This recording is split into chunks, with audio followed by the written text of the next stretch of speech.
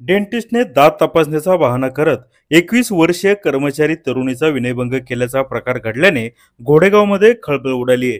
याबाबत डॉक्टर हरीश खामकर यांच्या विरोधात घोडेगाव पोलिसांनी गुन्हा दाखल केला आहे।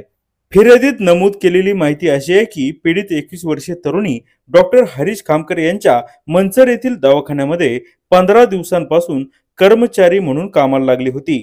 दिनांक 6 जून रोजी डॉक्टर खामकर यांनी या तरुणीला मेसेज करत घोडेगाव येथील त्यांच्या दुसऱ्या दवाखान्यामध्ये काम करण्यास बोलवले होते।